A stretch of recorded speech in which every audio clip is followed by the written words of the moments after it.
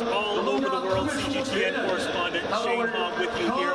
And where I'm standing currently here is Seoul World Cup Stadium in Seoul, South Korea. The reason I'm here is because a soccer match is taking place. In fact, two soccer matches are taking place here today. It's a very historic, special soccer match because we have players from the DPRK and the ROK facing off in a match here that is really being dubbed as unification soccer. Who will be playing? Not professional athletes, but what we have are labor union members from both sides, both the DPRK and the ROK here. Specifically from the ROK side, we have the Korean Federation of Trade Unions and the Federation of Korean Trade Unions.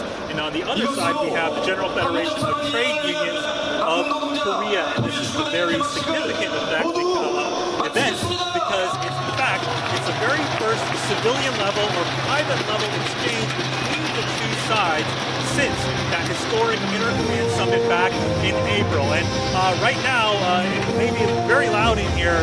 This stadium fits about 60,000 people, and we have pre-match ceremonies taking place. So take a look around and see what's happening. The stadium is about half full. We have thousands of fans here already and waiting for this exciting historic match to take place. And if you look, the big theme here is what, if you look at a lot of the thunder sticks, you'll see these flags, which is the unified flag here, depicting the Korean Peninsula, and it's a symbol that's used in terms of reconciliation. So if you want to take a look at some of the pre-event festivities, I'll continue to explain what you can watch. So have a look.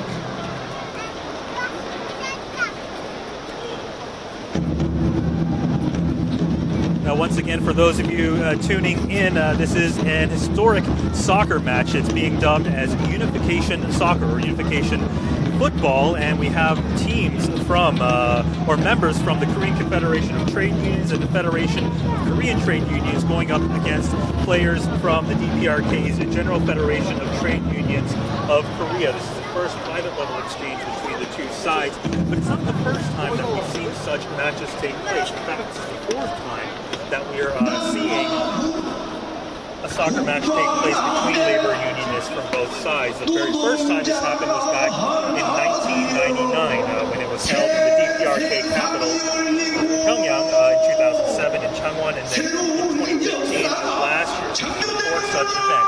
So take a look. I want to give you the sights and sounds of what's happening here and taking place for our viewers that are just tuning in.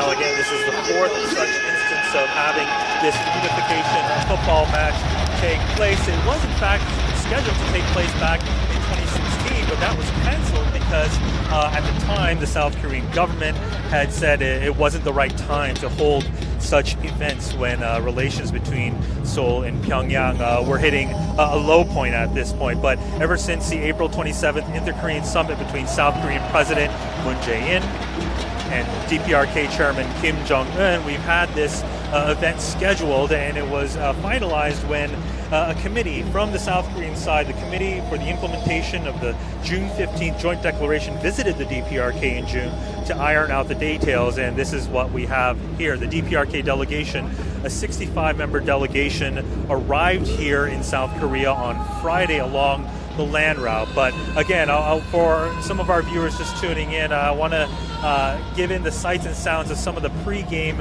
festivities that are taking place.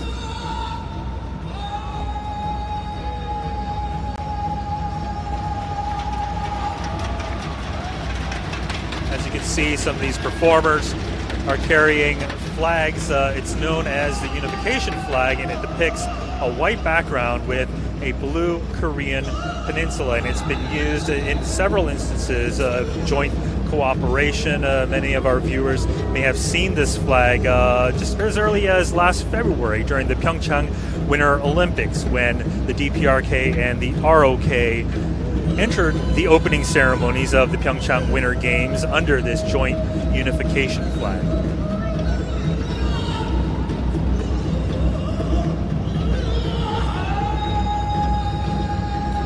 We are here at Seoul World Cup Stadium in Seoul, South Korea. This was the host site of the opening ceremonies, speaking of the FIFA World Cup back in 2002 as well.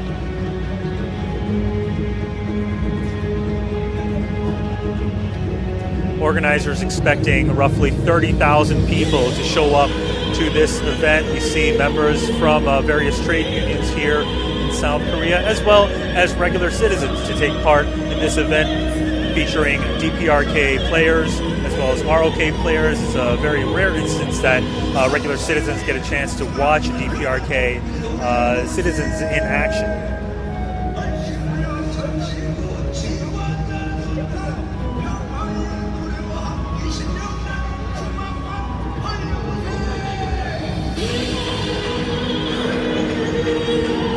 Part of pre-game festivities and ceremonies, you're seeing performers in attire, traditional Korean attire.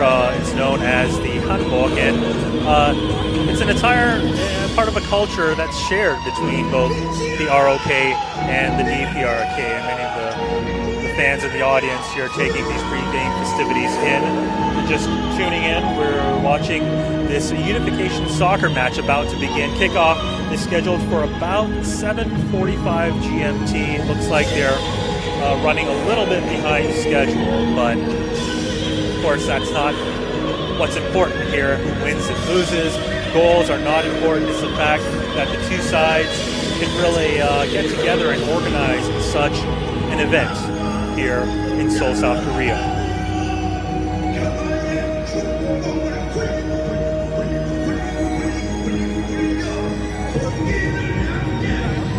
Now, before this match takes place, I want to welcome some of our viewers. I want to give you a little guide and tour of what's happening here at Seoul World Cup Stadium. So, if you come join me, you'll see there are organizers expecting about 30,000 fans to pack this stadium here. Many of them are holding thunder sticks that say, if you look at these thunder sticks, they say, "우리는 하나," which means, literally translated, "We are one," and that is the theme of today's festivities here for this unification soccer match. Everyone awaiting the beginning of these opening ceremonies for these players to enter, with introductions scheduled to take place very, very soon now. You'll see many of these fans here are from labor unions across South Korea. And if you want to take a look here at some of the fans awaiting these festivities, we'll come over this way.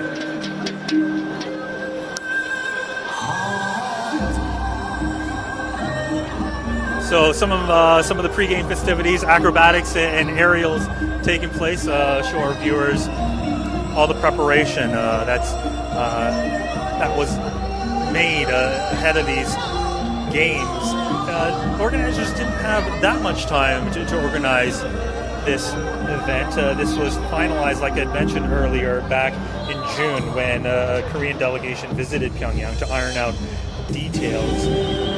The head delegate from the DPRK, that delegation arriving here in South Korea on Friday across the land border, Ju Young-gil, which is the head of the DPRK delegation, during a press conference said, quote, "The workers' football match will serve as an opportunity where workers from the two Koreas can reaffirm the spirit and will in their commitment toward the Panmunjom Declaration and give a boost to unification efforts." So again, who wins and loses in this soccer match will not be of importance. It's the fact that the two sides can meet in this friendly venue for some friendly competition. It is really a 180-degree difference from the situation here on the Korean Peninsula just last year alone. The DPRK delegation arriving, and they'd stayed at a hotel in eastern Seoul. They were given a welcome banquet last night, hosted by the city of Seoul and Seoul Mayor Park Won-soon.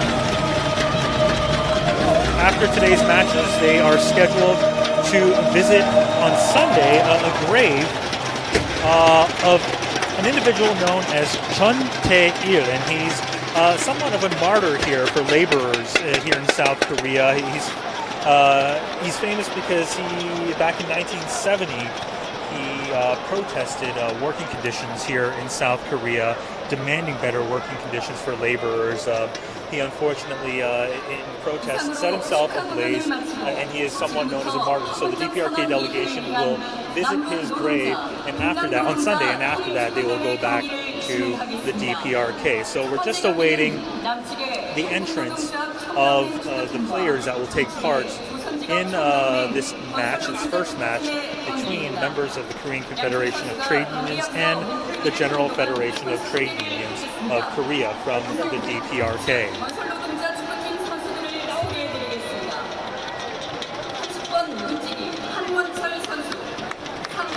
We see player introductions taking place. The red team, the team in the red uniform, on their uniforms, if you look at the front, it says construction, and they are part, what that means is they are part of a construction union, they're construction laborers in the DPRK. You can also see a big media contingent.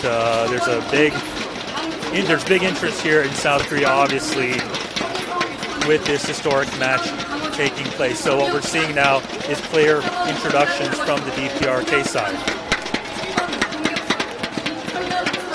Soccer or football, from wherever you come from, is a very popular sport here in South Korea. The venue where we are at right now, Seoul World Cup Stadium, was the site of the opening ceremonies for the 2002 World Cup as well here. During those opening ceremonies, South Korea, a big force in not only Asian football, but as well as world football as well. So I want to give some more background detail to our listeners. This isn't, surprisingly, not the only inter-Korean soccer event that's taking place this week. Over across the other side of the DMZ, in the DPRK, we had a youth South Korean football team travel there yesterday, and they are going to take part in a youth football tournament next week in the DPRK. This is an international football tournament depicting players under 15, and it's an international tournament. There will be teams from the DPRK and the ROK, but as well as China, Russia, Uzbekistan, and Belarus. That'll be the fourth time that's taking place. And if you look here, there's a big contingent of VIP members in this VIP section. If you look, those players in the white uniforms will be playing in the second match that's scheduled for later today.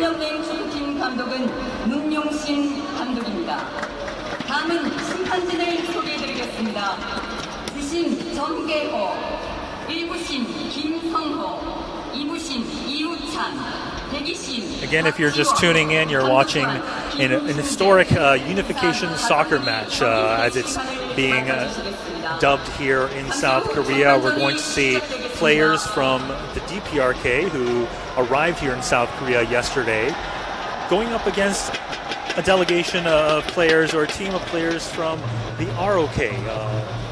Thousands of fans here are packed in Seoul World Cup Stadium in Seoul, South Korea. The game is just about to get underway here. If you look around the stadium, you can see unification flags being shown. And if you look at some of these, I don't know if we can get a scene here. Some of these people have 427 on the back of their shirts. And above that, what you can see is it says Panmunjom Sonon Ihang. And translated, what that means is to carry out the Panmunjom Declaration. And what we mean by Panmunjom Declaration is a declaration that was signed between South Korean President Moon Jae-in and DPRK Chairman Kim Jong-un back on April 27th during that historic inter-Korean summit that we saw just a couple of months ago. And so much has happened since that historic summit. This is just one part of that, and you can see the players are going through pre-game festivities.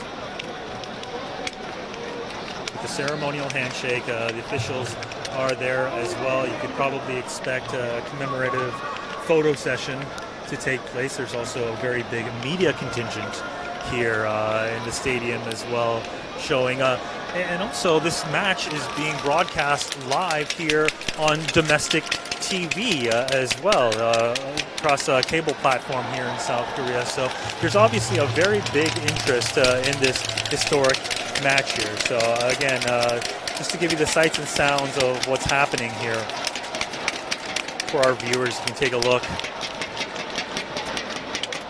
And depending on how you're tuning in to this live stream here on CGTN, be sure to leave a comment. You can like this live stream. We're open to suggestions as well. And if you have any questions, put them up and I'll try to answer them for you before the end of this broadcast.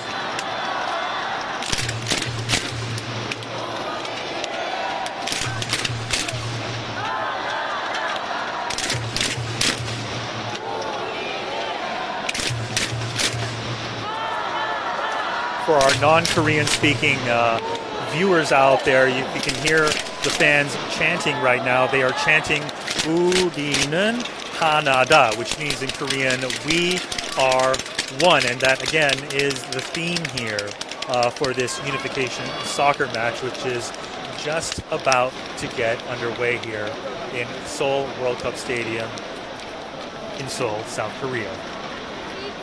So why don't you follow me? The game kickoff is just about to begin. I'm going to try and go through this. Obviously, there's a lot of people here in the stadium, but let's give our viewers a little bit of a tour.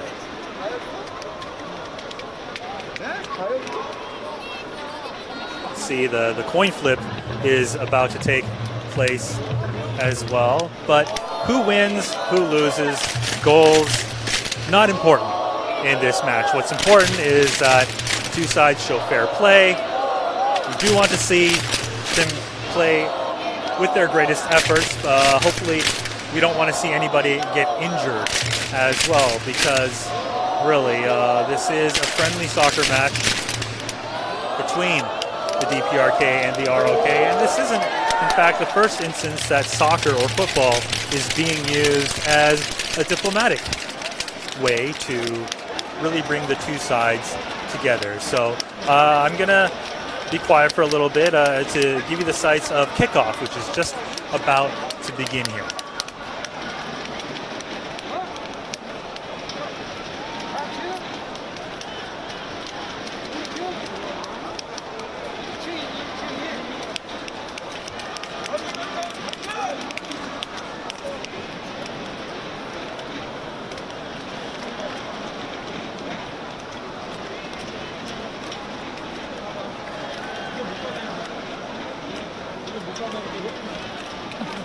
So again, for those viewers that are just tuning in on our various CGTN platforms, feel free to post comments, questions. We have one question that just came in fact, one of our viewers saying that it's so great to see that the two sides can really use this sort of platform to get together, but the question is how will this possibly lead toward peace? And that's a very good question, because there are skeptics out there that say sports diplomacy, how much of an effect does sports diplomacy actually have on diplomatic and peace efforts here on the Korean Peninsula? Sports diplomacy is something that's been used dating back to the mid-90s, when the very first instance of a joint unified team was back at the 1992 World Table Tennis Championships, when the DPRK and ROK fielded a joint team and pulled off a tremendous upset in the team competition over favorites China, in fact, to win the gold medal. And there have been other instances we've seen during the Olympics, the Asian Games, other sporting events. You can say that what experts said, and I've covered a lot of events involving the ROK and the DPRK in sports, many will say these types of sports diplomacy efforts don't have a direct effect on actual diplomacy and politics, but it does create a general mood and atmosphere that is conducive to peace efforts. So appreciate the question there. Hopefully that answered your questions. Please keep those questions coming as well. For those of you just tuning in, CGTN correspondent Hahm here at Seoul World Cup Stadium for this unification soccer match between member laborers from the DPRK and ROK squaring off in this historic match. This isn't The first time we've seen such a match, but it is the first time since 2015. What is important is that it's the first time we've seen this soccer match or a private level or civilian level exchange take place ever since the April 27th Panmunjom Declaration that was signed during the Inter-Korean Summit between South Korean President Moon Jae-in and DPRK leader and chairman Kim Jong-un at this point. One other point I want to make to our viewers, I keep mentioning this Panmunjom Declaration, and this was possible because through this declaration, I want to read to you Article 1, Clause 4 of that declaration, so bear with me here. It says, and this is how we got to this point, the declaration says, South and North Korea agreed to encourage more active cooperation, exchanges, visits, and contacts at all levels in order to rejuvenate the sense of national reconciliation and unity. And really you could say that this is taking place through that agreement between, at the very highest levels of government between the ROK and the DPRK. I'll do a little play-by-play here. You'll see a corner kick situation. DPRK side going up. Great opportunity, but the shot goes wide. First shot on goal here. See a goal kick coming up. These players are all laborers and members of unions in both South Korea and the DPRK.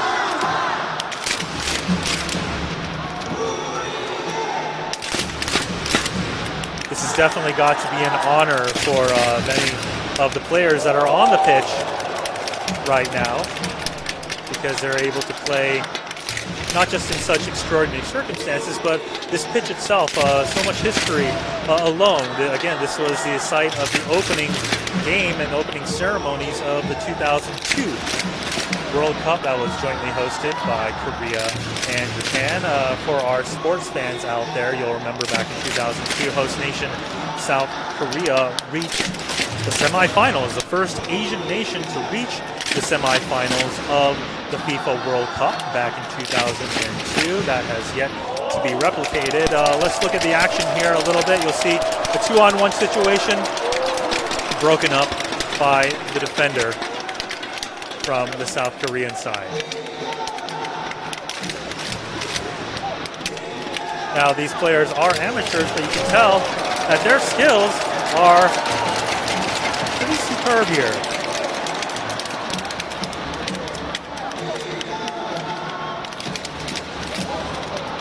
Again, keep those questions and comments coming. I'll try to get to those during our live stream here. But again, going back to that question in terms of diplomacy and politics and how this happens, I want to explain to our viewers just the situation here on the Korean Peninsula and where we are at. Ever since we had that Inter-Korean Summit, we had a second Inter-Korean Summit in May between the leaders of both sides. We had the Singapore Summit between DPRK Chairman Kim Jong-un and U.S. President Donald Trump, but there's been a bit of a lull in terms of progress, and there seems to be some frustration on that front. But again, this is hopefully contributing to all that.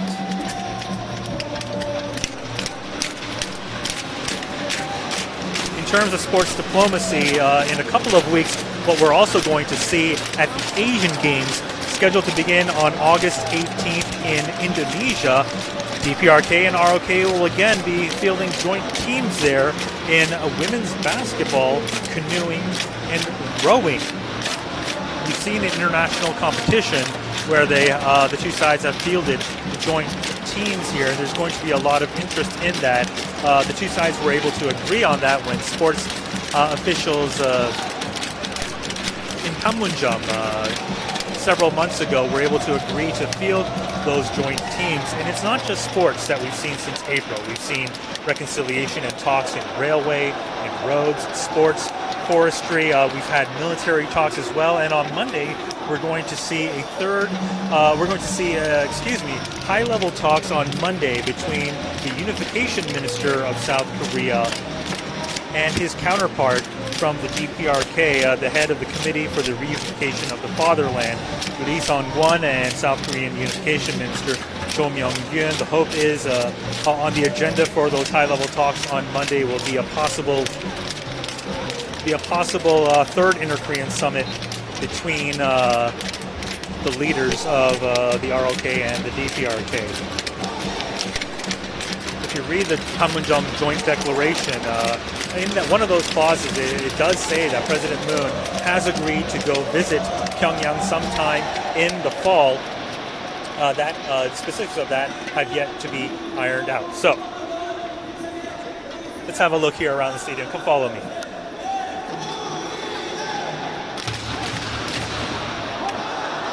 And of course, with whoever's participant,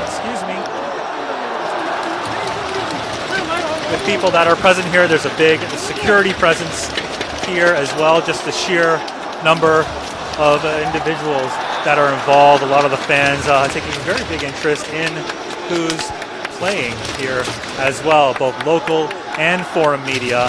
Some of these players will be playing in the second match that's scheduled to take place right after this first match. Again, members from the Korean Federation of Trade Unions and the Federation of Trade Unions. I'm going to try to interview one of these players. 잠시 뭐 여쭤봐도 될까요? 혹시 다음 경기에 참가하시죠? 어떤 각오로 참가하시는지 여쭤봐도 될까요? 외신입니다, 저희. I'm asking him what he expects when he plays in the next match that's scheduled here.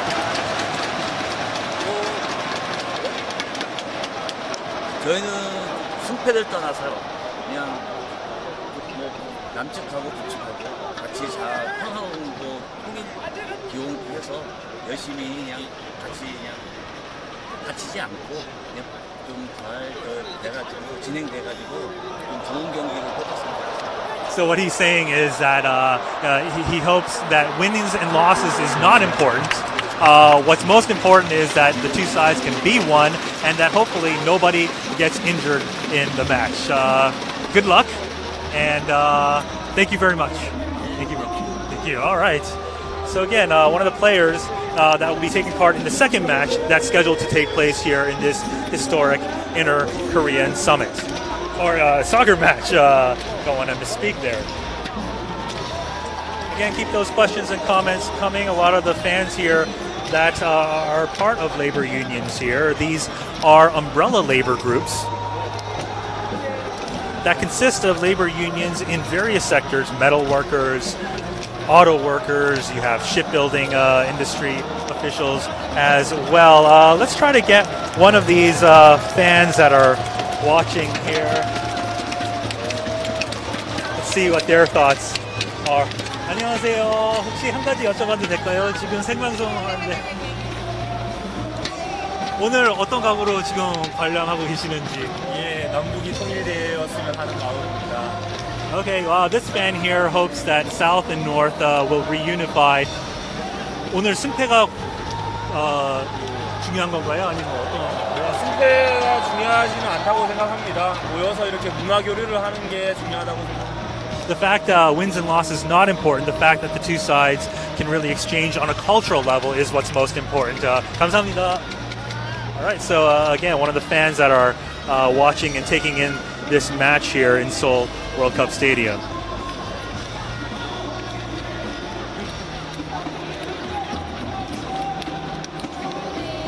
A lot of the fans are holding what is known as the unification flag. It's a white background with a blue Korean peninsula, and it's omnipresent at such inter-Korean events depicting players from the two sides. We have a breakaway situation here coming. Oh, and a near miss from the red team, a team from the DPRK.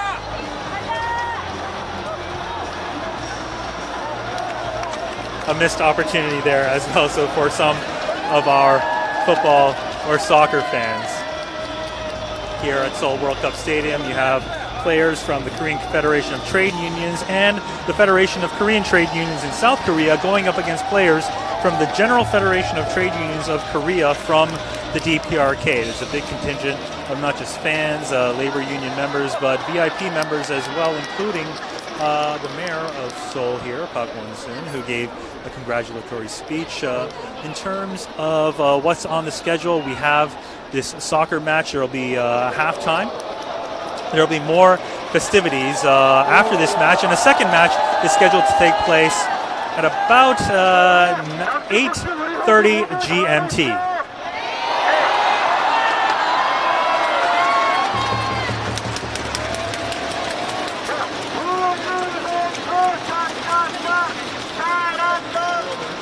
All right, so I hope everyone got to witness, enjoyed the sights and sounds here of this unification soccer match that's taking place here in Seoul, South Korea, at Seoul's World Cup Stadium. I want to thank a lot of our viewers that are tuning in on our various platforms here on CGTN. Continue to stay tuned to CGTN. Post those likes, comments, and hopefully I'll get to see you soon. So I'll sign off here. Hahm, CGTN, Seoul, South Korea.